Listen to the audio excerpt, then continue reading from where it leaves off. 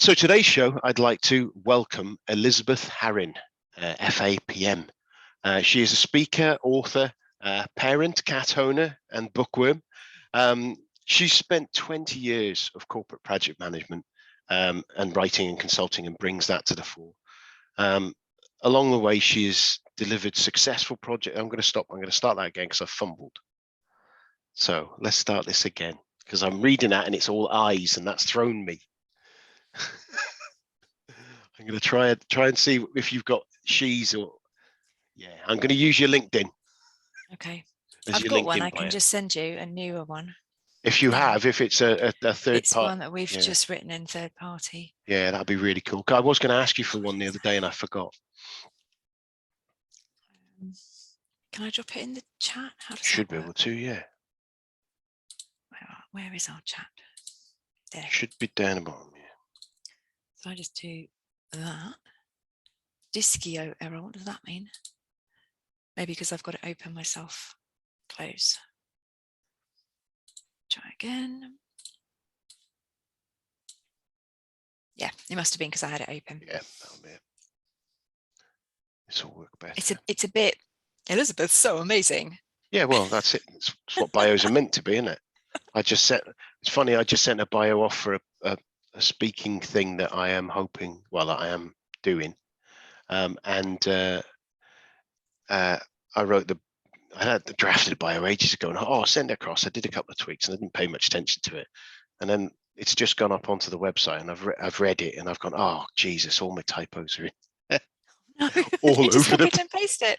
Yeah, pretty much. And I'm like, but that was fair enough, really. It's one that you've presented at. It's the Greek. Oh, they're nice. The Greek PM conference. Yeah, that's it. Yeah, they were nice. Right. Very organised. My computer There's nothing in there about cats or anything friendly. It's all bit. Yeah, well, it'll be all right. We can delve into cats and stuff later on, can't we? Yeah. Sorry, I'm just waiting for Microsoft Word to open up, and I'm getting little crackles at the moment, so I don't know why it's struggling with resources, it says.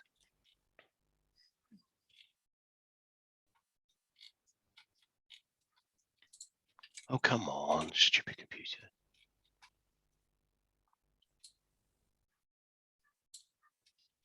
I'm hoping my computer will catch up one day this week. I paste it in the chat, the actual thing. You've got it? Got it. Yeah, I have. It's okay. I think it's because I've been trigger happy with my mouse, so it's opened several screens. There we go. Right, I'll use the short form one.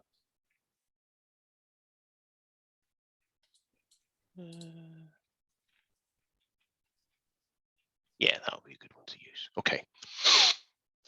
Could you just speak for me a moment?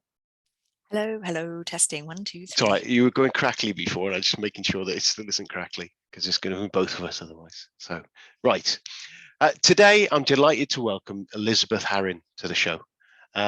Elizabeth holds degrees from universities of York and Roehampton and has published several books on project management.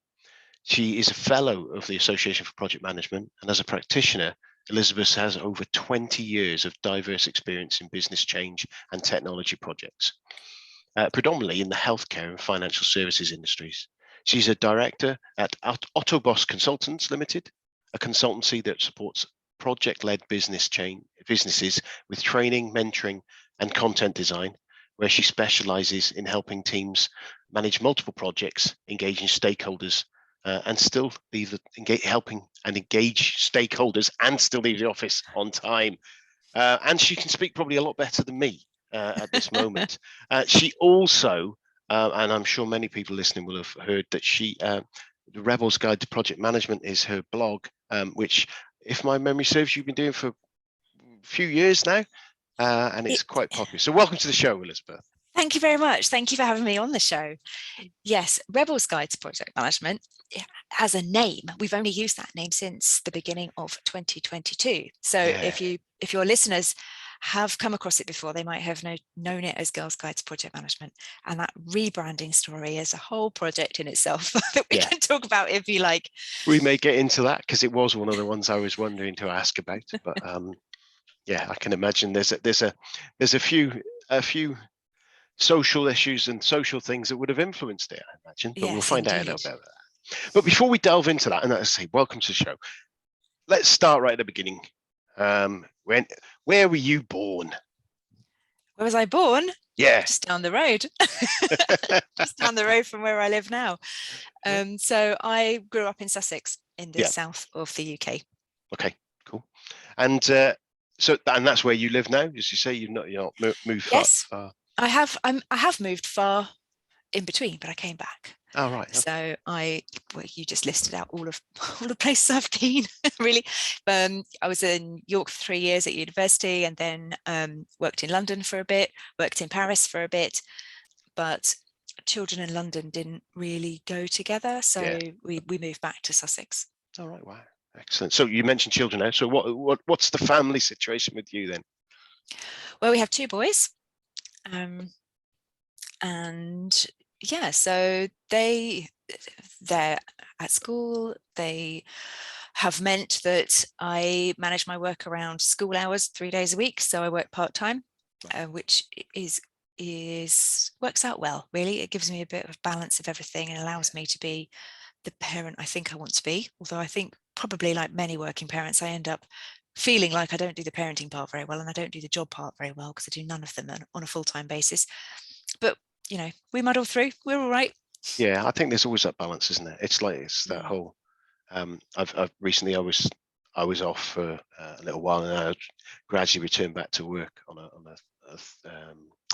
3-week basis at one point, and I felt it was probably just about the right balance for me, rather than doing 5 days a week, and kind of. I now have a goal of that's where I would like to be, and I know, as you say, you've got that ever-present tension between doing and being the person you want to be at home with the family and the kids, and then in the role of a project management, you've got so much investment in success of the projects that you're delivering and your clients and your team, that there is always really a guilt feeling in some ways, I find, that that you're not, as you say, not that you're not doing the best or not trying your best or not even doing a good job. There's just a guilt that there's always something you could do. There's always more that you could do. In my old job, I worked 4 days a week, so I didn't work on a Friday. And there was a point where, for whatever reason, before I came onto the project, the regular updates were scheduled for Fridays, and they wanted me to come on and be the project manager on that project. And I said, well, I'm happy to do that, of course, but I don't work on Fridays. Can we move our weekly project team catch-up call of the stakeholders to a different day? And they went away, talked about it, came back and said no. So for a long time, I ended up working on my day off so that I could facilitate that call, and I hated it. Yeah, I don't blame you. And I should have stood my ground a bit more, really, and just not showed up. Yeah, I agree. I understand from an organization point of view, sometimes that is how there are certain things that you have to do in your flow of the business thing, but then maybe it's the wrong person in that role, and maybe it's, but then I don't know. I like a rhythm in a project, and I like to make sure that you've got stuff going and organizational rhythm, but sometimes you sit there and think, well, actually, is it that important? Maybe I was the wrong project manager for that. If they'd needed someone because the Yeah. Fridays were important to the cadence of the project, maybe it wasn't me. Maybe there was space for them to have a conversation with me that said, if you work 4 days a week, how about dropping Mondays and work Tuesday to Friday instead? But the expectation that I would fit around them, I don't know how much that was on their side or how much that was in my head, because I never said, let's have a conversation about me changing my hours, because I felt like I couldn't do that. I felt like I didn't want to be troublesome. I felt like I was the part-timer who didn't want to be making being part-time a problem. Yeah. And all of those career blocking things that go through your head, they could have been perfectly nice about it. I never challenged it in a robust enough way. So I don't know. But I think if I went through that experience again, I would approach it differently. Yeah. And I imagine I've had some interesting conversations recently that probably I wouldn't have done, kind of joining up with the remote working and hybrid working scenarios now. And when I've been talking to people, I'm saying, well, I have a commute to the office, and I've basically said, if I'm going to go to the office, I'm going to go there to do things that I can only do in an office. which are build relationships, workshop around a whiteboard, those kind of things. I'm not going to go into an office, use up company resources, use up travel resources, use up resources of the planet to sit and do a series of Teams calls sat at a desk somewhere else. Just seems nonsensical to do it. And everyone I've talked to with my organisation and the other, everyone seems to be of a similar vein. But I know there are pockets of organisation going, we don't. And it depends on the nature of your business, I suppose. But I think I've just been managing for 2 years projects where I haven't met some of the people that I had on some of my projects, and I've worked with them for a year, 6 months, 9 months, and never actually saw them. I've got some people who didn't like putting the video on, and so I've never even seen them. I don't even know if they may even be an avatar for all I know. They may not be. They mean an AI or something like that. So I know Eddie Obeng probably there would be very supportive of. Yes, exactly. Well, what you said about using up the resources of the planet is interesting, because I was at a conference earlier in the month, and there was a talk about responsible project management. Dr. Karen Thompson talked. Harrin was great. And she was talking about one of the first things she said when she stood on the stage was, how much did we think about our footprint, our carbon footprint of actually getting into London? And I'm like, I didn't think about that at all. And actually, in terms of the impact of that room being full of people who just turned up to listen to talks, it was a good experience. It was lovely to see people in real life. I'm glad it was a face-to-face conference, but that environmental impact is not top of mind, or was not top of mind for me. And it must be the same with going into the office. We do it because we're conditioned to do it, not because it's really helpful. But I agree. We've got a team meeting coming up where it will be valuable for us all to be in the same room, and we will all be in the same room. But mostly what we do is all on Teams and Zoom and Slack. And because we can, and why wouldn't you? Yeah, I think it's superb, the tooling that we've got. And funnily enough, 2 years ago we had the same tools available. Yes, they weren't as slick as they are now, maybe, and there wasn't as many enhancements as there's been on. But we had all this exact same tool that we're using here was available. We just didn't use it that much, did we? Not that much. And I've worked remotely, well, I would say since the children were born, so pushing 10 years now, because working from home, even when I lived in London, was convenient, and people did it, especially on Fridays. And we would still have meetings, we'd still all join conference calls, admittedly. It would be dial in and enter your PIN number, and then it would say beep, has joined the call, and all that old stuff that we laugh about now. Yeah, when you have 20 people joining, you spend most of the first 10 minutes of the meeting listening to the person who come in late. Yes. I remember that. Yeah, but we did have the tech, not as, like you say, not as good. And I think there's lots of benefits to having it. There's lots of disadvantages, and I'm a bit of an introvert. I'm quite happy to be at home and never see anybody. The disadvantage for me is that I have to eat more carefully now because I don't have a commute. I don't walk to the station. I don't walk at the other end. I don't walk up and down 4 flights of stairs every day like I used to when we were in the office. But compromise. I know that feeling. I was the other thing is I got quite disciplined in what I ate, from a point of view that I would make a batch of the meals that I would take, and I have the same thing every day pretty much. I love variety, but if it's easy, I don't mind, because quite often I'll just choose the same thing. So I just used to take the same thing. So I always had it with me. So my lunch was there. I didn't have to.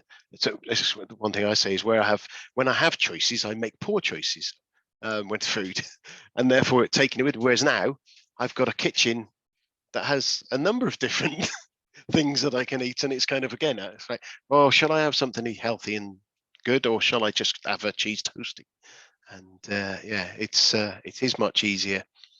It is much harder, and movement as well, I think, is another one that the movement is the issue for me. The food, not so much, because I like, and this is perhaps where project management spills over into your personal life, and you can't not be a project manager, is I plan out the meals for the week. So I know what I'm going to eat. I batch cook at the weekend, which does mean I eat the same thing several times in the week, but it means I can have a quick lunch break as well.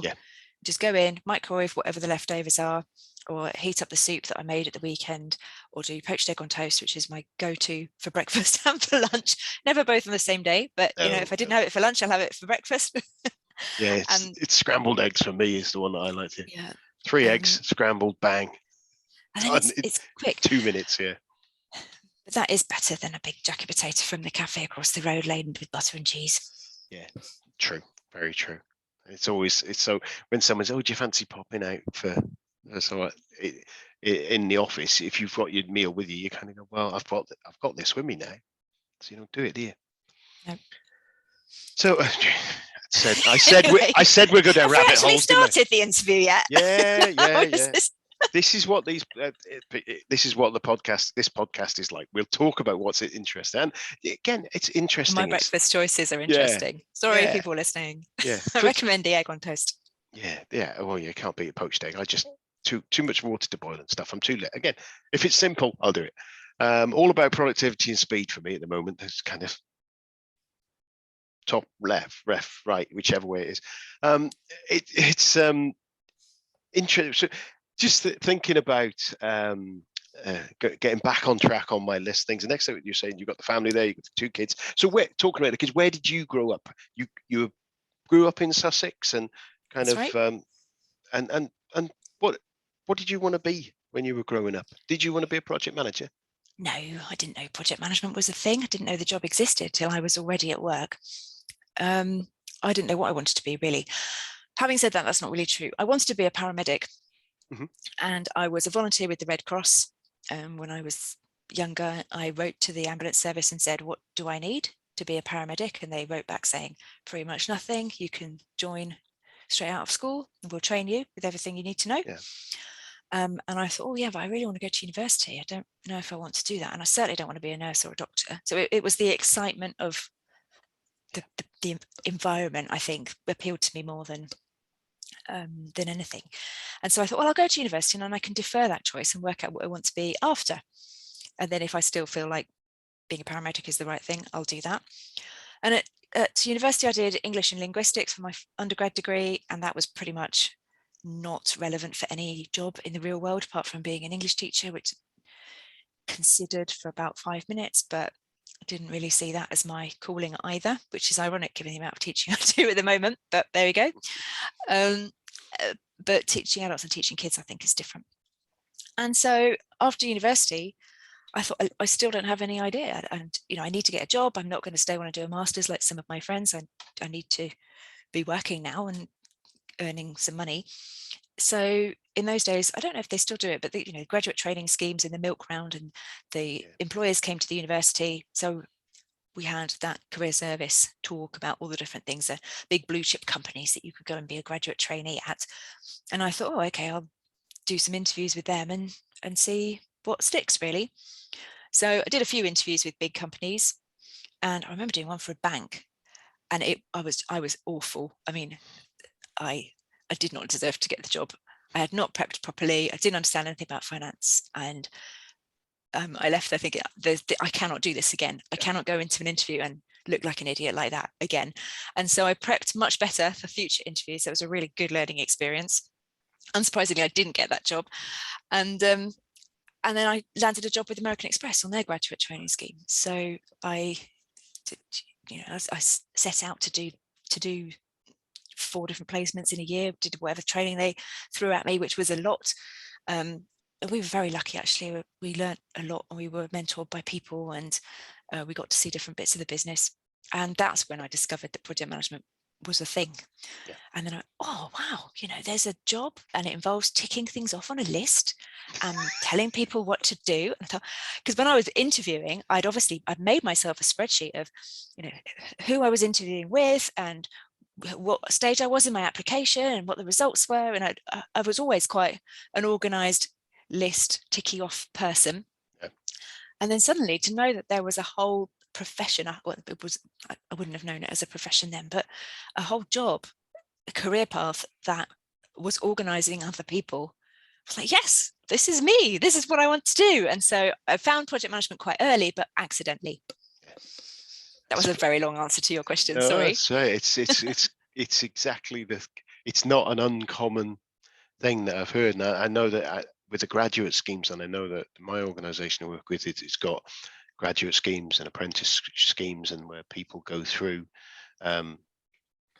several different parts of the organisation. I think it's a fantastic way of getting into an organisation rather than going in and going immediately pigeonholed for something. You've been at university, maybe you studied, kind of got on all right with it, or maybe you've not, and you just end up stuck in one vertical skill area that actually ain't you.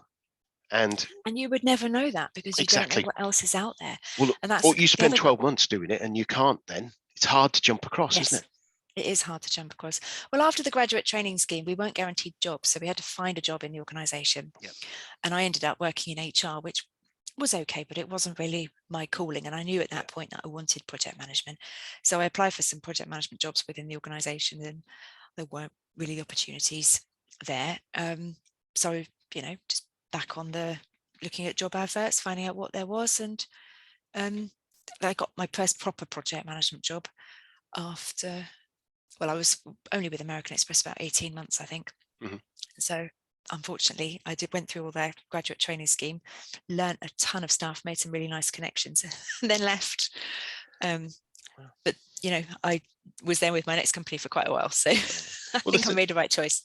Yeah, and I think the thing is with from both organisation and people point of view, if the organisation I imagine that there are, for every 10 people that go through through that cookie cutter, there's going to be a proportion that can't find the right role for them within their organisation. They're not, because at that time that role isn't available. And some people, like you say, will stay and wait and eventually find or stick with what they've got, but then others will step across. So I imagine it, but the investment is there, isn't it? It's about having, you can't, if you don't do it, you won't get the people who will come out of that scheme and then be people running the organisation later. Yes.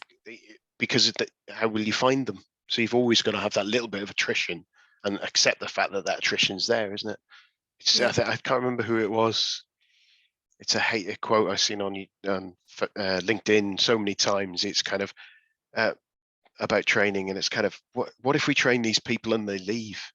And it's kind of like, yeah, but what if you don't train them and they stay? And that's that. And I thought, yeah, that's a bigger problem, isn't it? And it's some organizations kind of just worry about the fact. Now I know there's some organizations that I've heard of that will be going, yeah, you'll do this training course, but if you leave it in 12 months, you've got to pay us back for that training course. And it's kind of like, what is that saying about how good an environment and culture of keeping people that you've got, that someone's going to go, right, train me and I'll be out the door? It's that you're always going to get someone who might do that, because that's people, isn't it? But if you've got an organization that assumes that's going to happen, you can't be very confident of how good it is to work there. No. Well, no, I don't think I've worked anywhere bad, but it's just circumstance and career progression and taking the next step.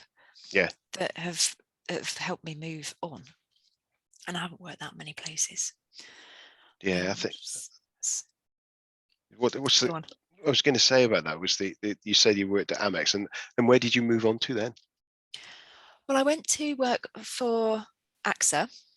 Okay, yeah. Which was PPP Healthcare at the time, and then became AXA PPP Healthcare. And PPP was a lovely environment to be in.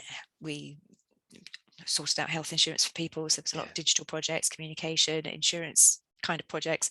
And I remember starting and thinking, I was in a meeting with underwriters thinking, I do not know what you are talking about. There is a jargon and I do not know it. And I don't even know what an underwriter does. Why am I in this room? And so because they paid, anybody could take in the Chartered Insurance Institute exams, I thought, okay, it's totally irrelevant to my job because I'm not in an insurance particular role, but I need to be able to do this foundation certificate. So at least I have the vocabulary and I understand what this business is all about. Yeah. And I think that's so important for us in project leadership roles, because we need to understand what the business is all about. And it's not project managing. I mean, project management is not the reason most companies exist. We are a servant department to help business achieve its objectives. And by understanding but the basics. What is insurance? How does it work? Where does the money go? Is it good if people claim? All that stuff made it much easier for me to have conversations with the senior stakeholders and the underwriting team and the other people I was working with. So I didn't feel so stupid. And also I felt like I could make better decisions because I had a bit more business context. Yeah. So that was, it was fun taking exams. Yeah, I was going to say, I've seen, with me, it's IT industry is my business, and varying different businesses that I've been in, local authorities, central government type things. But it's always a thing of where I've sat with someone who's a project manager and they've gone, I'm not technical, and you're in a team running a very technical project, and kind of go, you need to get a bit technical. Is kind of where you go. You kind of need to be able to a little bit talk to these guys about what they're doing, what they're implementing, and understand, so that you can frame the, and it goes the same if you've got that direct interface with the end business, which typically with the roles I'm in, I don't tend to. But if you're dealing with the people who are out there delivering that business, the underwriters, the agents or whatever, being able to talk, you as project manager, be able to talk to the technical teams in the language, understand what they're saying so you can ask the right questions, and the same way to get the right requirements, and you're that bridge and interface, you along with sometimes your business analyst and your senior architects, but even then they can blind your science a little bit, but you're doing that translation job in the middle somewhere, aren't you? Exactly. And when I left insurance and went to work in healthcare, I had exactly the same issue, in that I was working with clinical people who talked a different language again. And I listened to a lot of podcasts to try to just absorb the language of what it means to work in a hospital, because there's so much clinical jargon and abbreviations and things that are normal for them. And it is the same when you join any new organization, but I created my own glossary so I could refer to it, so I didn't have to ask people the same question twice. And then I'd write down things I didn't understand in a meeting. And at the end, I'd say to someone I knew quite well, okay, now we're going to go through all of these things. I didn't want to interrupt the meeting every 5 minutes, but explain to me all of this. Oh, right, now I get it. And over time, you pick this stuff up and it becomes second nature, and you can talk the same jargon and you know it. But those were my tricks to getting started faster, based on that insurance experience. Because having gone through that industry change once, I think changing industry the second time, I was a bit more prepared for the culture shock. And it's funny how it sticks in your mind as well, those things. Because I know that when I first started working, I was working as an accountant, and it was in a company that did staircase parts, and at one point I was running the stock system, and I know the abbreviations for the part numbers and what that meant. CS010 was, sorry, a CS110 was a colonial spindle, 110 millimeters, and that was 1987, 88 time. That's how long ago. My brain goes back to things like that, and I imagine there's things that when you're in those things that you sit back and you'll hear them in maybe in different contexts, and actually sometimes you'll hear abbreviations and remember the abbreviation that it was, and it's completely different what you're in this context, but it's bizarre what your brain will remember. Yeah, definitely. So thinking about some of my questions I've got here, so it's how you got into PMing. We've heard all about that in the industries you've worked in. So what was your first project that you remember sitting there and thinking, right, oh, I'm delivering a project here. I've got my tick lists and checklists. I'm using them to deliver something. What was that? And tell us a bit about it.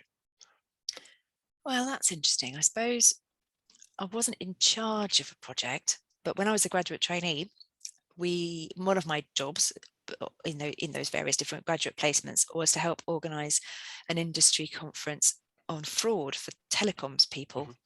Don't really remember a lot about the content of it. But I had admin related things to do to make sure everybody was there, and we had badges and chairs, and people knew where to come, and we had a guest list and all that kind of stuff and organizing an event is a project in itself, although I probably wasn't using that language at the time. And I remember on the actual day of the event turning up at this really fancy hotel in Charing Cross and just being awed by it. So I must have been 22, 23, walking into this hotel, a hotel of the kind that I had never been in before, the kind that American Express would hire for events like this to impress their clients. I can imagine. Yeah. And I was sitting behind the table so people could come and collect their badges. So that was my important job on the day. And my boss got up and walked, and as people came in, she would walk over to them and say hello and shake hands and, you know, do the schmoozing stuff.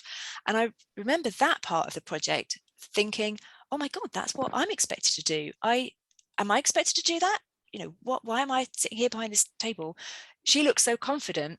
And I suppose that was my first moment of thinking, it's not just about, have I got all the right people? Have I got the right bums on seats? Has everybody got a name badge?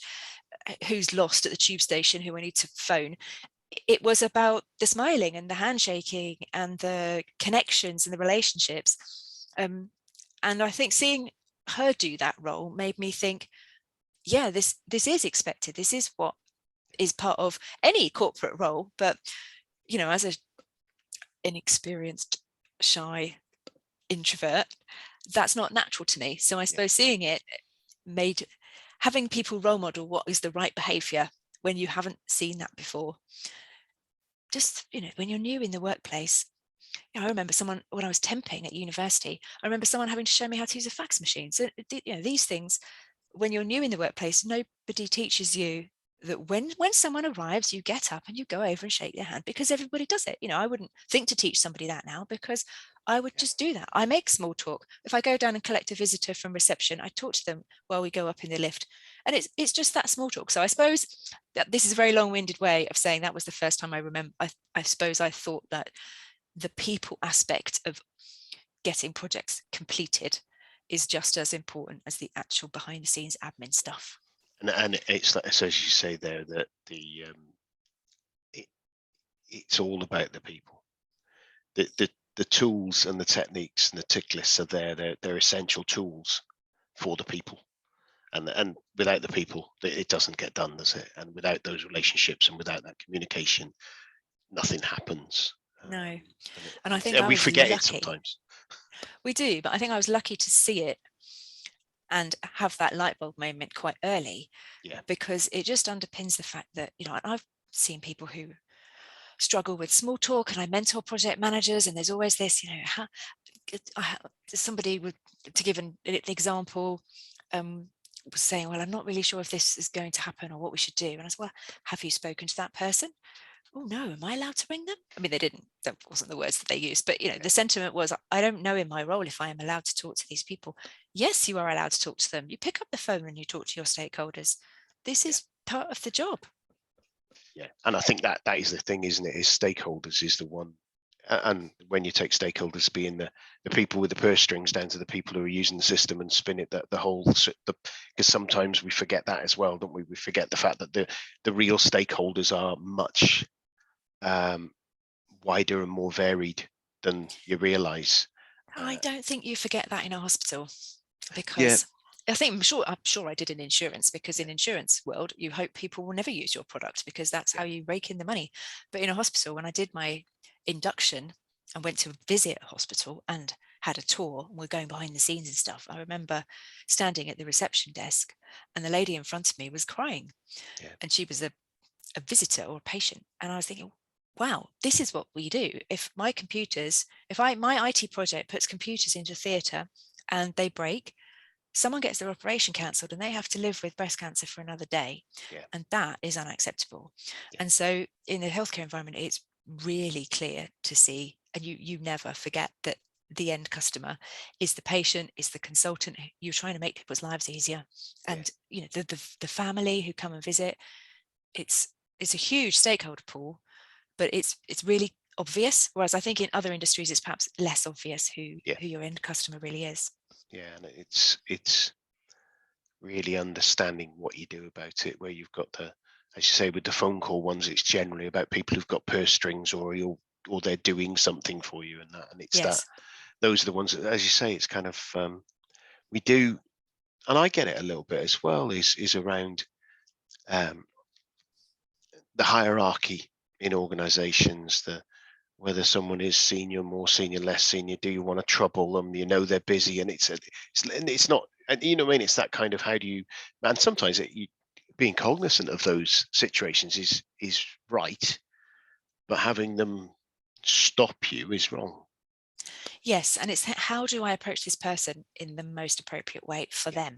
Yeah. Oh yeah. And one of the things I do is find out who their executive assistant is, if they're the kind of person who has an executive assistant, because they will often know the right way to approach, or they'll be able to deal with it themselves without having to get hold of that stakeholder yourself. Yeah.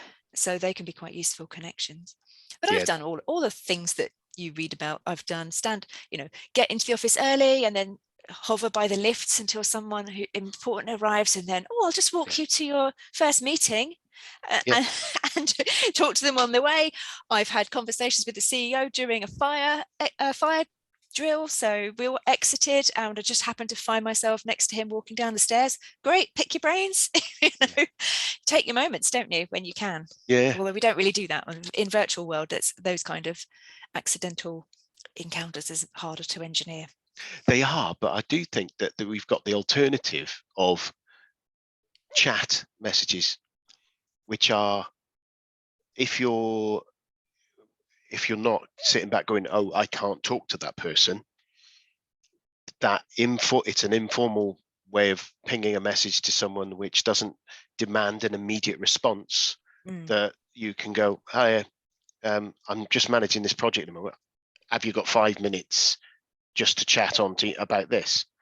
And that's much easier. Or it's similar, isn't it? If you've got something you really need to get that detail through, you can use that method now, and it's not an odd thing to do anymore, is it? No, and presence indicators in Microsoft Teams make it really easy. And I love looking up people's calendars. And even if you can't see what their meetings are, you can often see when they're available. Yeah. And then you can just ping them then. Bit of digital stalking, find out when they're going to be at least open to seeing a message. Or conversely, if you don't want to talk to them, you ring them at a point that you know they're going to be in a meeting. Leave a voicemail. That's a good technique as well. I suppose that's very good. And I think the thing is with me is I always try to make my where within our organization where you're sharing with people that you know, to try and make it very clear what the hell I'm doing. I think it's really useful that people can look at my diary. They say your diary looks really busy, and it's kind of like, and it's very colourful because I do colour code it for me and for others as well. So if it's personal stuff, I make it bright yellow. So at my lunch hour, I block out, says lunch, do not book, and it's bright yellow. And it's funny, I don't get many invites in that section now. People have stopped inviting me to stuff around that period, so I get that break time. And I think it is, but if someone wants to talk me and pings me a message and I go back to them in that period, well, that's fine, isn't it? It's your choice, though, isn't it? Yeah.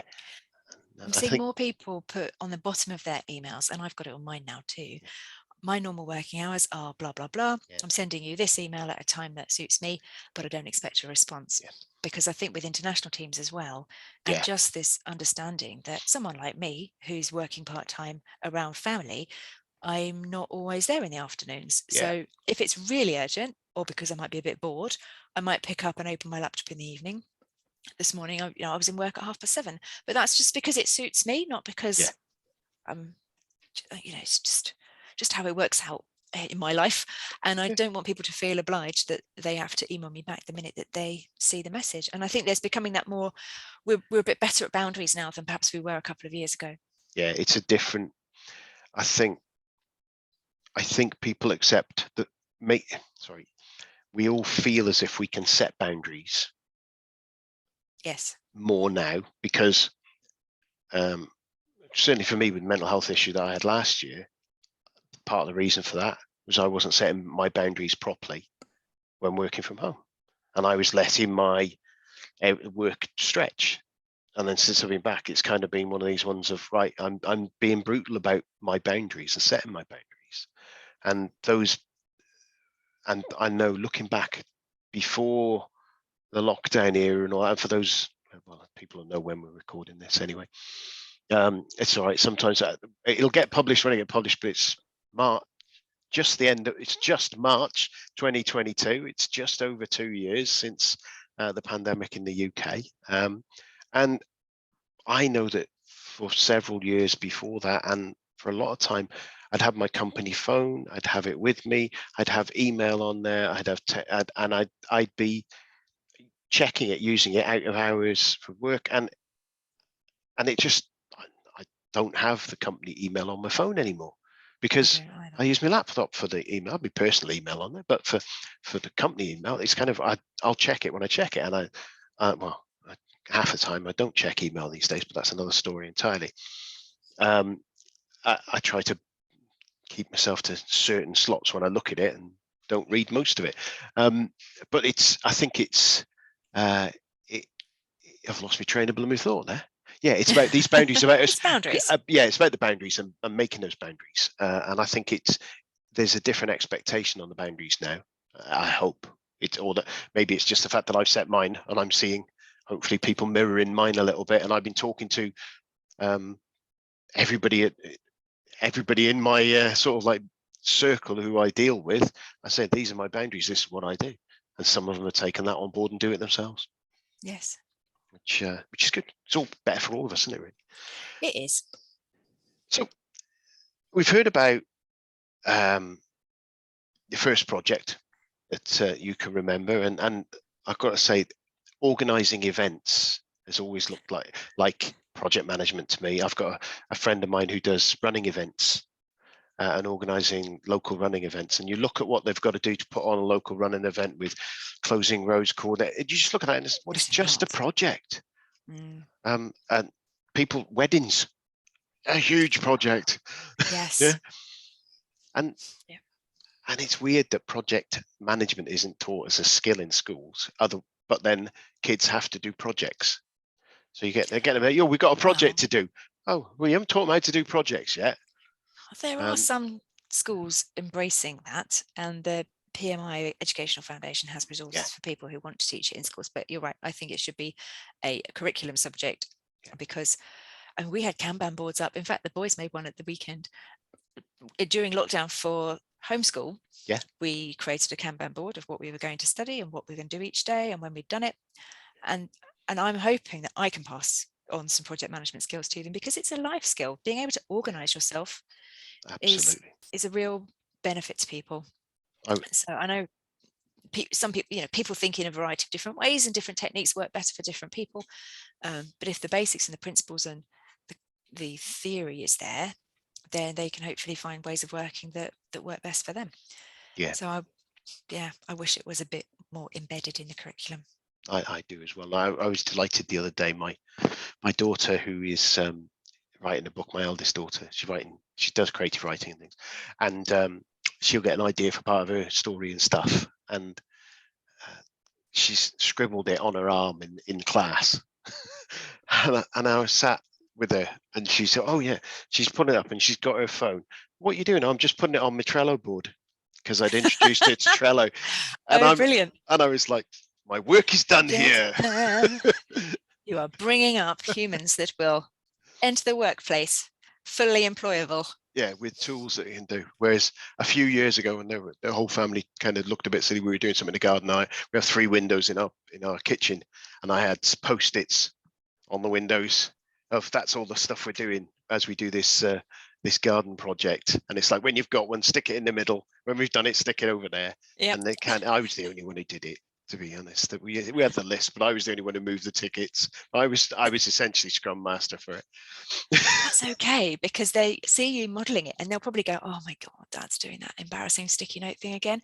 And then they'll get older and they'll have a project to do at university, or they'll get a job, and then they'll go, oh, that sticky note thing. And think, oh my goodness, it really works. So that's what I'm hoping, is that I will just be a role model for lists. Sow the seeds. Sow the seeds. I know project management's more than lists, but if they can see me doing some of the things and using some of the tools, actually I'm hoping when they're older I can get them to do some of my blog and be useful, and then they can learn the business side of things as well. Yeah, absolutely. The thing is, as you say, it's not just about lists, but it isn't. The outcome isn't what it's about, is it? It's the exercise of going, right, I've got this thing to complete. What have I got to know to complete it, let's break down the component parts, whether it is a Kanban board, whether it is as a list, or whatever it is, whether it's a detailed Gantt chart, and depending on how well they know what it is and how they understand all the dependencies and how detailed they know each task, will decide whether they go, right, okay, I can write a sequential plan here, or I've got a bunch of tickets that I'm going to have to iterate and break down and do it in an agile fashion. And it's those mindsets, doesn't matter which of the way they use it, but it's that breaking it down and eating the elephant piece by piece rather than trying to eat the whole thing. That is the bit that they learn. Because I have it. We have things that we want to do in it, and I sometimes sit there looking at what we need to do in things in this house. There's always something. There's always some in the garden, and I sit there going, "Oh, my brains are hurting because there's so many things to hold in your head." And that's what happens if you try holding it all in your brain or on one sheet of paper. You can't do it. But if you learn how to break it down, that's where you can go forward, can't you? Exactly. Yeah. I agree. So we talked about your first project. What about the biggest project that you've had? And when I say biggest, I don't mean necessarily pounds, shillings, and pence. I don't necessarily mean number of people. It might mean impact that you had, or it might be any, whatever is that context for you. It's not just a monetary value or a people days value. Well, the biggest was putting SAP in across our 38, 40 different locations.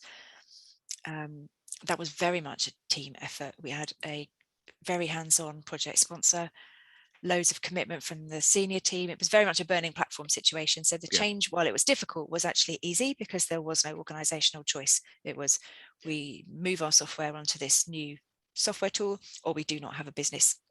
We cannot operate in a couple of years' time.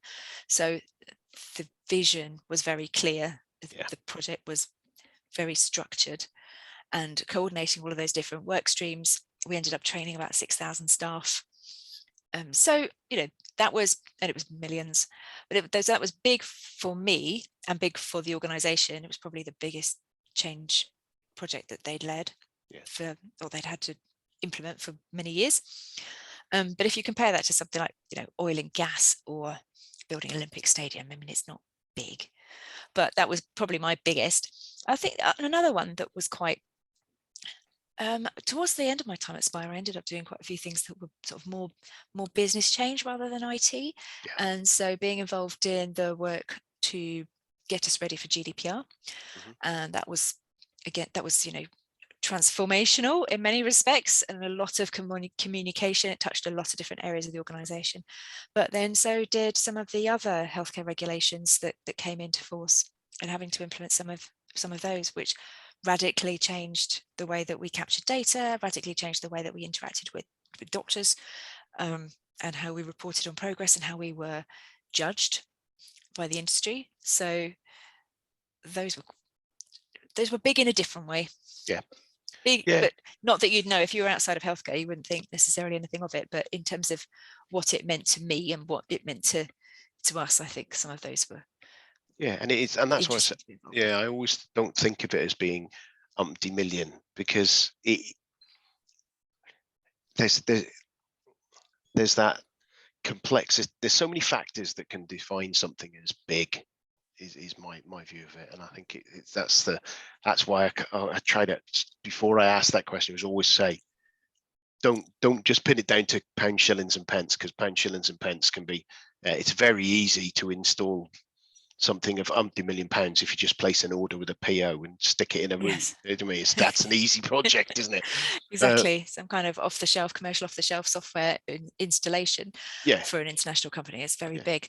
But when putting in place a new software tool that changes the way that hospitals were run was a change management piece, which took a lot, because we were putting in technology that would replace green screen technology. So one of the strands that we had was digital literacy and technical literacies. How capable are you of being able to drive this new tool? Because we've never asked you to do this before, and our old tools were not like this. So there was a little piece around how ready are people, and also changing people's jobs. I mean, a lot of technology in healthcare changes what people do, and you don't become a nurse necessarily because you want to spend all day on a computer typing stuff in, scanning electronic records or whatever. You work in the profession because you have other skills that you can bring, other uses, and the easier the tech is, the less time you have to spend behind a computer doing admin stuff, the more time you can be out there supporting patients and making the right clinical choices, and helping people in the way that you probably wanted to when you joined the job. So some of that change management of trying to make sure people had the tools and the skills and the knowledge, but were not hampered from doing what was actually why they were employed, was quite a challenge. But it's a challenge in a good way, I think. But yeah. It's a wry smile there. You sound unsure. I know you need to ask perhaps some of the people I was doing the change to. Yeah. Well, I think I might be looking back 10 years with rose-tinted glasses. Yeah, I think the thing is it's difficult, isn't it? Because and I've been on the receiving end of projects that have been done to us and tools that are rolled out without necessarily focusing on the users and more focusing on the people who are getting the data that's coming out of it. And it's kind of like there's more people putting data in this than people consuming it. Think about who's putting in this data to save you time. And then basically you've got lots of data saying why the people who aren't delivering what they need to do because they haven't got time because they're telling you what there's a balance obviously on those things, and there's always and I've been on the other side where things have been implemented and it's like, yes, finally someone's done this, and I've been asking for this for ages, and it's made my life easier, and I can get on with doing other things.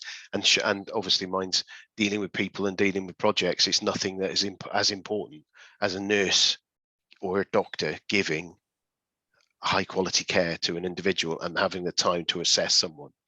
And so, as you say, it's that being able to spend another hour dealing with people rather than dealing with data and paperwork. Yes, is such massive difference that can make. It's just huge.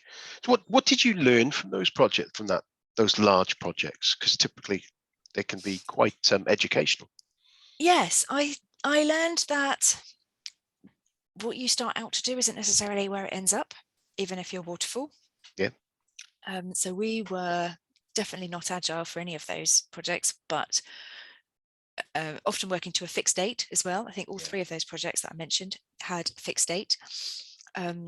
So we had to iterate, but I suppose rolling wave planning would be probably the closest thing to it. And then when we were developing SAP, the development team would sit quite closely with the end users and make sure it was configured, very much kind of like peer programming, I suppose, but not with two technical people, because that was the most sensible way to do it. I mean, we did get requirements documents created, and then people would sit and program to them, but actually showing people what you're actually doing, showing the end users as you go, is a much more effective way and a faster way of getting things done.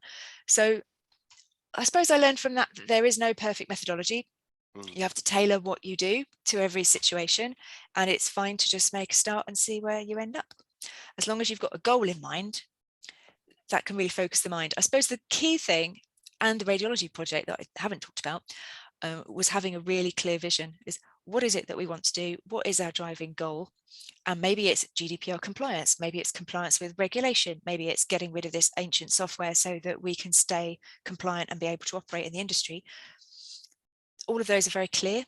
And if you're working on something that's some kind of digital transformation or some culture improvement project or process re-engineering where you're not really clear what your goal is, I think it's a lot harder to deliver that change. So the story, trying to work out what is the story. So if we were piloting something, we would catch the stories of why it was better the way that we wanted to do it, and we would put a photo and a quote from the person who told us it was better on the slides for the next project kickoff meeting for the next group of people who are being affected. So we're trying to spread the word, really. So I suppose it comes back to stakeholders and people and engagement and communication. But one of the things I think I learned when I was trying to work out what the impact was and how many people we'd trained, because we had to do a presentation at the end to another company to say, what it was like working with a third party, and could we share some learnings. And so I thought, well, I'll include a nice infographic at the end with some stats, and I didn't have very much. So from that experience, trying to work out how many people did we actually train, how many hours of coding did we actually do, how many people are even on our project team, because if you're managing, I had 3 or 4 core work streams, 20 core project people, but beyond that, I mean, there was hundreds and hundreds of people that I didn't know. And so someone says, how many people are on your project? You're like, well, sure, kind of like everybody, but probably, I couldn't give you a list. So I learned to keep better records, to tell the story and share the benefits at the end, and to show the impact. And that sounds quite selfish, really. It's like, so I want to show off how many people I trained, or not me personally, but to talk about the size and scale of the project. But if you don't capture this stuff, that's the kind of data that can be really interesting for lessons learned. It can be useful for stakeholders. And when people go, what have you spent the last year doing? And you can say, well, we've written this many lines of code, or we've built this many buildings, or we've done this much with a team of this many people, and we've sent this many thank you notes. It's just putting some kind of human angle and story behind the work. Yeah, I think it is story. There's a it's so important telling the story, whether you've got the vision. I found that kind of to bring people forward with things is actually talking in the context of a story. And I can't remember where I was reading it, is the fact that we're storytelling creatures. In that, from way back when, before we had pieces of blooming paper and computers, the way you would communicate is through a story. And even if we're sat at a coffee telling someone about something that's going on, we're telling a story. And sometimes you need that information to tell that story. And you can tell someone, yes, this is really, really important because we've done this, that we've got X, Y, and Z as numerics. But the person whose photo you said there, and they said, this is great. I remember I was working on one project where someone they were moving to a digital device rather than to a desktop. And they said, I'm not carrying a wad of papers anymore. I'm just carrying this new device. It's great. And that for us was when we were doing our lessons learned and success criteria. That was one of our top stories to talk about, was the fact that this person's going, it's great, I'm not carrying stacks of paper with me anymore. And that was one of the reasons for doing it. Yes, and that's the story. That's the story. That's the evidence. But it's human evidence. It's not just, we implemented a tool to reduce the amount of paper by 25%. Well done, tick in the box. But it's that photo. We took photos of people in meetings. We took photos of people doing, just sitting at computers typing stuff, because it just shows that there's work going on behind the scenes. We made a video of, this is our server room, because we had this, the infrastructure piece of putting in place a new tool was humongous. And we took people to visit the new data center. And it was really exciting because they weigh you when you go in, and then they weigh you when you come out, so you haven't stolen anything. Just little things like that make me think, and we spent £1 million on computers and racking and cables, and I don't know, we spent a lot of money and a lot of time. And what do we have to show for it at the end? Literally nothing. I mean, for the person on the street sees nothing of that. So we did videos, and we had our experts, our people, the techie people, saying, well, this is what we've installed, look at the flashing lights. And you think, okay, well, now I can see it, now I can visualize there is somewhere that is not in my office where this money has gone, where this time has gone, and we can see the progress. And so little things like that. I know it sounds really cheesy. It probably was really cheesy, but it helps people visualize what's happening when the story is, we bought some computers and we put servers in, which is because it's not sexy, it's not interesting. Who cares? Boring, isn't it? Boring. And it's got even more boring now, because where are all your computers? Amazon's got them somewhere. Somewhere on the Arctic Circle. Let's have a visit to that data center. I don't know how many they've got in Iceland, but then again, with the volcanic there, I doubt there'd be much there. But Iceland would be a good one if we could find a way there. But I get what you're saying on that. Those little stories you can do, those little it's kind of justifications in some ways, but that's probably too strong a word, but it does help people realize what you've actually done. And even now I'm involved with writing some business cases for some particular bits of medical technology, and I'm reading it thinking, what this would really be good at, given that it's going to be reviewed by finance people who might not have seen this particular scope or pump before. Let's whack a photo of it in. Let's whack a photo in of the old rubbish ones that are being replaced, and the new shiny ones, or not so much with medical equipment, but with things like what are we going to do? We want to invest money in, for example, putting new sheds in. A made up example, but let's take a picture of these old falling down sheds and justify why, because I think people sometimes pictures help, because they can really help make you literally see why we need to take a particular course of action. Makes things real. Yes. And even if I did a presentation on net zero stuff the other week, and part of it was about washing machines and how you can thinking about how you different things. But I had a picture of a really old washing machine in there. One of those, the old mangle my nan used to have. Yeah, one of those. And I had one of those in there. And it's kind of like, we want to get eco-friendly ones, because that was probably really eco-friendly. And another one where we had a concept of we were delivering some stuff to Microsoft Windows updates. And so you had this one service that you put in that was like a communication line. Then you had another service which was to deliver the stuff. And we basically come up with a concept of a railway. And so the first thing you did, you put the telegraph lines in. Then that helped you communicate and check what's going on. Then you put the rail in. And then through that rail, we put several different things down that railway to deliver several different. And we use that as a concept just to get everyone together. And it really worked really well for me anyway. And you pick a few silly photos and things like that, but it helps people realize, and people talked about it afterwards. Well, this is a train track, remember? This isn't the end solution. That's coming down. The train's coming tomorrow. Thomas the Tank will be down there tomorrow. And it helps you talk in those sort of things, get those visualizations. And as you say, if you've got those, the finance people, and you can talk about them and bring them back to that concept and take away from just the raw data, can't you? So let's thinking about your projects. What would you say over your career is your biggest screw up? No, I was hoping you weren't going to ask me this. Because this is my favorite question. One of my favorite questions. And what did you learn? Most important part of it.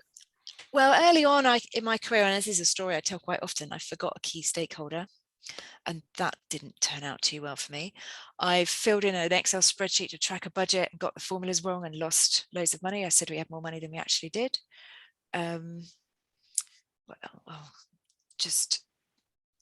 I pulled rank on another project manager, and I never felt so embarrassed in my life. That was not a good moment.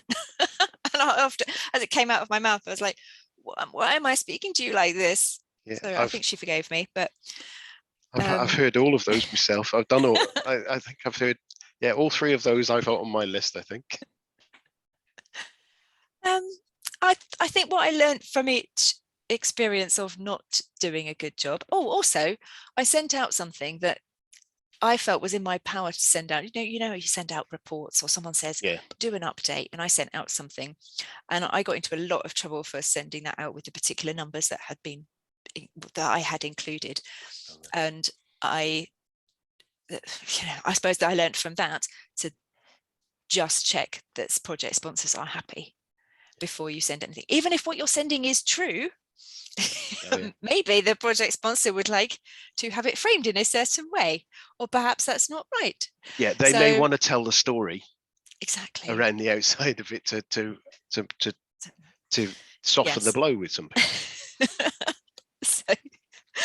So that was not a good day. I've learned about my boundaries, because I've learned different things around making sure I don't work weekends, and falling into bed at midnight after spending hours doing emails in a hotel because I've worked all day off-site, and then got exhausted, but then you go back to your computer and you turn it on, you've still got a whole day's worth of work to do because you've been in meetings all day.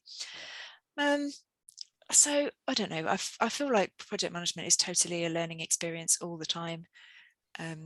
There's always lessons to learn about how you are and how you behave with other people and how you come across as an individual, and how that shapes the conversation. And there's also the core skills, the project management practice that you think, well, now I've made that mistake, I double check all my Excel formulas properly, and I rely on the finance analysts. I don't try and do too much maths myself. But so there's the technical things that you're learning all the time as you test out new things and new tools, and then there's the people side of it, the people skills. Excellent. So should we flip it back on its head and be a bit more positive now?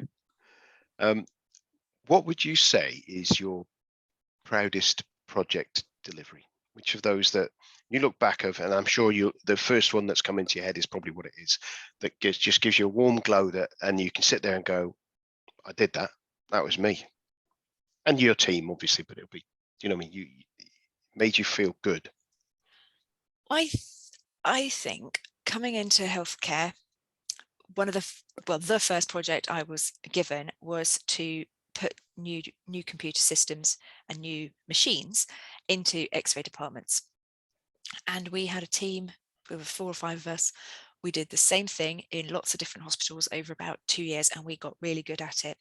And they were lovely. And I think I'd say from an achievement perspective, I loved how that team came together. I loved how I worked with experts every day who knew their stuff, and working with a team of people who were really brilliant and who were respected rubbed off on me. And the fact that, I was the person behind the scenes, I wasn't out connecting up computers, I wasn't out talking to doctors and radiologists and hospitals, but I was the behind the scenes person holding it all together. And knowing that we all had a role to play, and we all each knew what our roles were, and we worked so complementarily, that's not a word, is it? Near enough. Complementarily together. You know what I mean? Complementary. Yes, that one. Complementarily. That was probably yes, it. Yes. Yeah. that was good. And it meant that we had, inbuilt escalation paths. So if it didn't go well for somebody, then I could step in. And if I didn't have the answers, then I could draw on the technical team. And we just knew. And if they said they were going to do something, they did. And I did as well. If I said I was going to do something, we had that trusted working relationship. And we did things like, so one of the things I did on that project was we were planning a rolling schedule of making sure we could get through as many hospitals as we could in a year. And I made the team put breaks into the schedule because we need them, because it's silly. And we built that lessons learned in, so that one team could feed back to the others about what they'd learned on one site, so that when we went in to do another site, we were continually getting better, instead of having sort of 3 parallel tracks happening and the 3 teams didn't speak to each other. So I think, well, the delivery was, it wasn't, there was nothing groundbreaking about it. I can't say that the outcome was anything amazing, but the process of being involved with that and knowing that we could do a project, repeat it, get better, especially because the first 2 pilots were a bit of a pants experience, and we paused the project till we could sort it all out. And it was the first project that I worked with professional testers. Yeah, exactly. So I suppose I learned from that the value of actually having a real pilot, because later on in my career, people were saying, well, we'll pilot it, and then once that's launched, we'll go live with the next one the week after. Like, that's not a pilot. No. But we worked with professional testers. We had a proper test environment. It just felt like it was being done properly, and we were being given the tools, the autonomy, the budget, and we had just a big pot of money, and I could spend it how I wanted, as long as everybody got what they needed. And if it meant that we moved a little bit from one site to another site because it better suited the needs overall, as long as the book's balanced at the end of the day, I had a lot of autonomy to be able to make those decisions, and I enjoyed that, and the team enjoyed knowing that they could influence that. It's good when you get that, isn't it? Because so difficult when you go in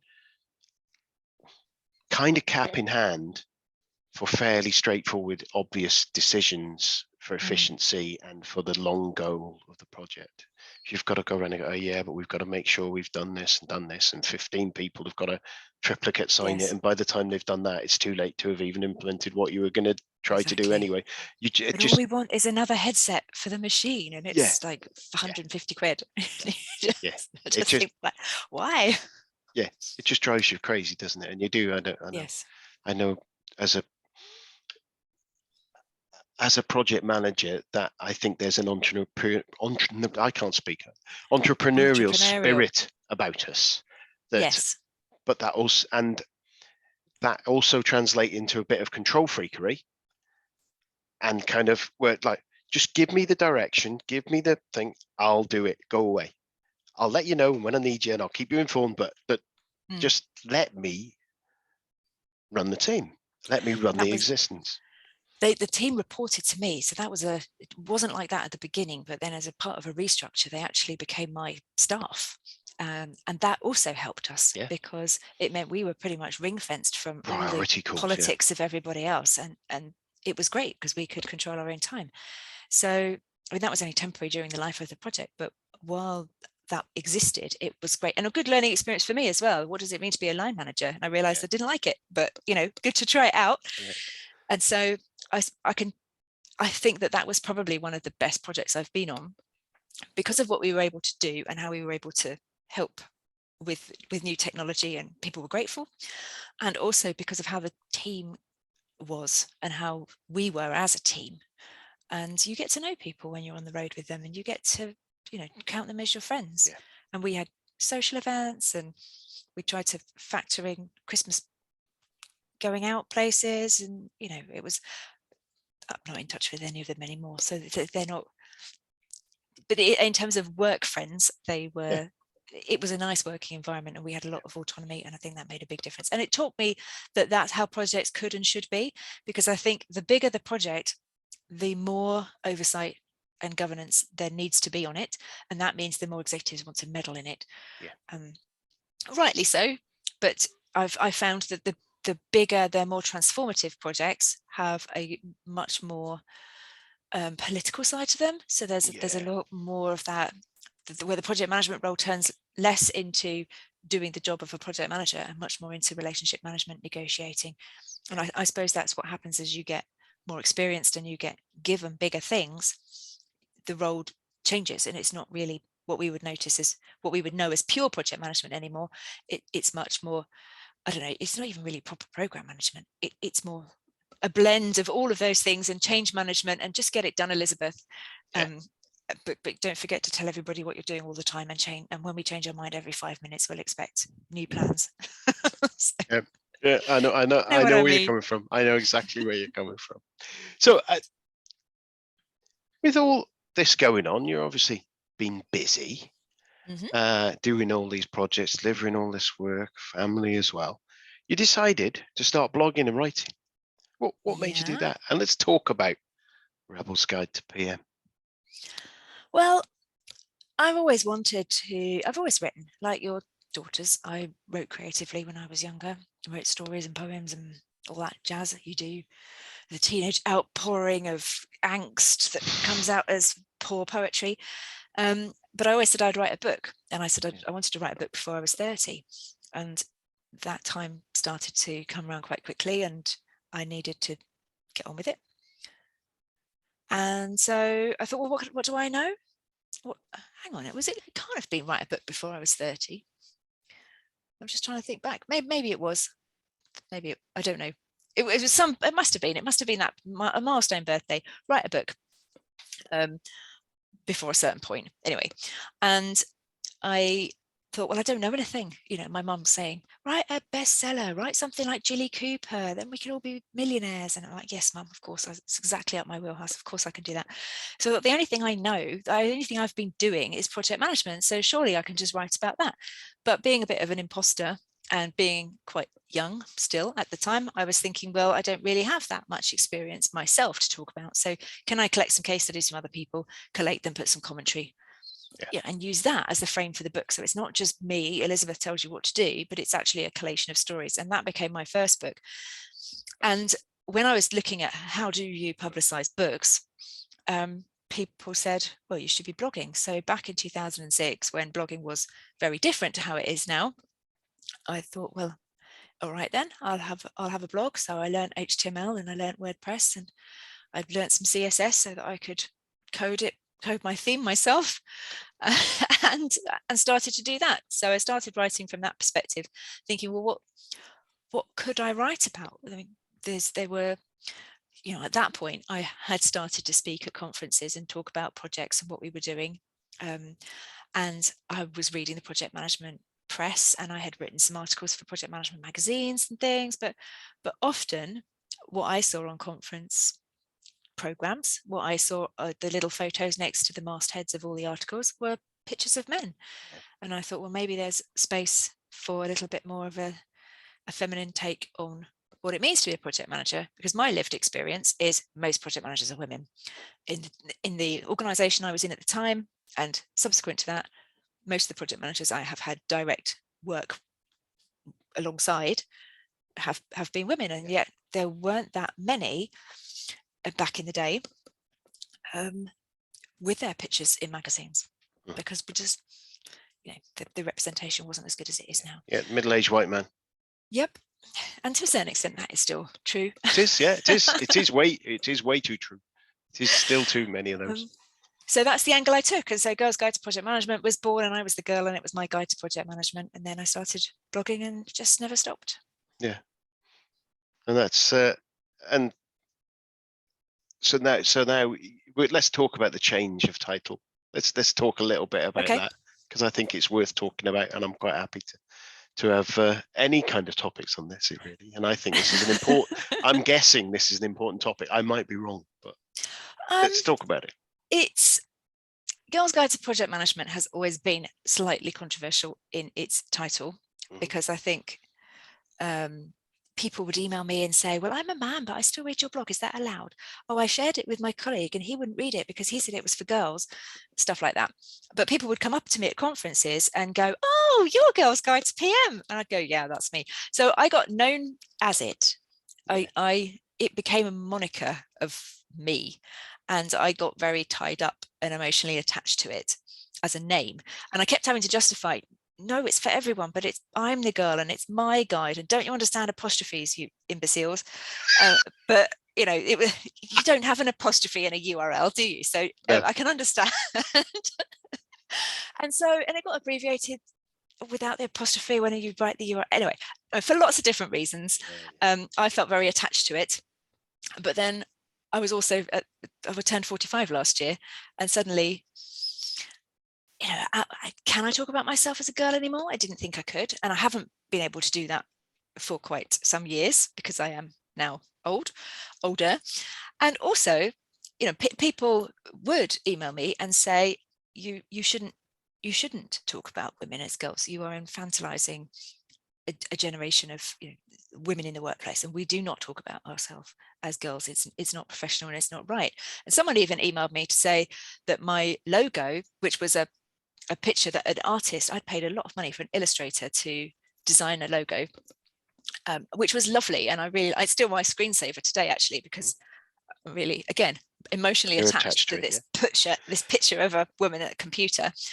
And she'd written to me to say, why are you using a cartoon picture of a woman? It's not right. It's not professional, and it's not right. So there was this tension between people who thought it's great to hear about female voices and it's very noticeable and memorable, and then there's tension between people who thought I wasn't doing womankind any services. Yeah, it's interesting, isn't it? Because on all, picking out all of those points, and I can see some of the points there, and I kind of said that I go to that last one, the cartoon one. It's not professional. So yeah, well, there are people I know. There's we use them in our place where people do illustrations alongside when we have conferences. Oh yes, graphic recorders, yeah, which they're drawing cartoons, aren't they? And they're drawing amazing stuff, and it's professional, and they are professionals. And therefore, anyone saying that a cartoon is unprofessional, I would heartily disagree with and say they're being a little bit unprofessional. But unprofessional and professional is a terrible phrase, because It's one difficult. person's and you can get down to the point of someone who's a no, I'm not going to say what I'm going to say, but there's you know, you could there could be certain things that is a profession. It's a perfectly valid profession, but I've seen people on LinkedIn will be saying, well, that's not professional. I said, but that's their profession. Yeah, Because that's it's what not they do. appropriate in workplaces. It's the same thing as, do you use emojis in your emails or not? And it's very culturally specific to your organization. And so I totally understand the principles of, let's speak about women in a professional way. Yeah. It just took me a very long time to feel that I could give up the character, the creation that I had made, and the name that I was very attached to. But like I say, it became to the point where it didn't feel like it was me anymore. And also, if we're totally honest about it, if being 45, thinking about retirement and pensions and all the rest of it, I might sell that website at some point. And if I do, it's not going to be me, the girl. It needs to be a different brand. So if we are going to rebrand, it was always going to be a pain in the bum. Yeah. But trying to find a new name was really hard. Well, it's like naming a band. It's always hard to name a band. It's like choosing your website to name. Like if you're using your own name, well, that's quite easy, isn't it? As long as it's available. And yes. An unusual name is easier to capture than a common name. But it's all bands. Choosing the band name is always hard. Or name or title for your book is also hard as well, isn't it? Yes, but in the end, I mean, I run a membership community called Project Management Rebels, which is a group of people who we meet twice a month. We do Zoom calls. We just do office hours mentoring. We do a bit of training, that kind of stuff. So that's a community group for project managers. And I do not know why I didn't think about Rebels as part of the name a long time ago, really. And it was only when I was talking to my husband about what we're going to call it. This name is really rubbish. This name I can't have because I can't get the Pinterest, blah, blah, blah. And he said, well, you've already got Rebels. How about doing something that links to that? And I'm like, Dole, how did I not think of that before? So, Project Management Rebels is our inner circle community where people can become a member and learn stuff. And just the Rebels Guide is our new name for the blog. So now actually it fits together much more as a better ecosystem than it ever did in the past. And it took a few months to work all of that through and then work. But now we're there. I'm really happy. I'm really happy that we changed. I don't know why I didn't do it sooner. I emailed out to my mailing list and told them about it. And the only comments I had back were nice and been very, very nice, and a lot of them. And I was thinking, why was I so scared to make this move? I should have done it a long time ago. Yeah. Well, change is always hard, isn't it? That's why the world needs project managers, and sometimes we need project managers to manage us, don't we? Or someone not involved to look at what we're doing and say this is what needs to happen. So, well, that's brilliant. I've got a few of my sort of wrap up questions that I normally have, and I was on interviewing someone the other day, and they'd given me another one, and I'm trying to remember what it was. Oh well, that's it. I've not added it to my list of questions that I'm asking you that I've got guiding down here that I haven't had before. So with all of those things there, so what's the last project management podcast that you've listened to? Yours with Eleanor. Good, right answer. But before that, because I thought you might not let me get away with saying that, the Project Chatter podcast from the EVA 26 conference. Yeah, I've got that on my download. That I haven't managed to listen to any podcasts at the moment for the last few weeks. I don't do my normal run, so I've crooked my knee, so I haven't had to listen to them. So that one's on my list. It's I'm desperately want to have a listen to that. And I had those guys on the podcast, and I've been on their podcast recently, and they were. I'm sure it's going to be really interesting to have a listen. What was the last project blog that you read? And you can't have your blog for editing purposes. That's fine. Antonio Nieto Rodriguez. I get his emails. He has a blog on LinkedIn about project management, and an email from him came today. And to follow him because he wrote the foreword for my new book. Excellent. And he's always got very good insights into the world and makes project management feel bigger than often sometimes it can feel. Yeah, because he just had a book, one Harvard Business Review book. Is that the That's one? right. Yeah. Yeah, the Harvard Business Review, the Handbook of Project Management. That's it. Yeah, I haven't seen that around. I haven't got a copy of that yet. What would you say would be your top tip for a seasoned project manager? So someone been project managing 10 years, 15 years, they've been there, they've done a lot, they've had some significant work, significant success, a few failures. What would your top tip would be to say to them? I would say probably something around nobody will manage your career for you. If you've had that level of success and you are a seasoned PM and you want something else, you have to go out and make those opportunities, because nobody hands them to you on a plate. The challenge is, the better you are, the more you do, the more invaluable you become to your organization, the fewer opportunities to do different things there are, because you are valuable to them in a particular role. So if you want to grow, to get a bigger pay rise, to do something else, that might mean a different kind of move. So I think it's always a good reminder to remember that we are the only people responsible for our career choices. And if you want to be chief project officer by the time you're 50, 45, 35, whatever, then you have to make that happen. Great advice. Really good. As I've currently, my latest book's about productivity hacks. Someone said to me, why don't you ask people about their productivity hacks that they might have? So that's my new question. So what one single tip about improving a person's individual productivity, and project managers specifically, would you give One to single someone? tip? Yeah. There's a whole, the Managing Multiple Projects book, there's a whole chapter of this. I know there will be. My one single tip is probably the good old sticky note.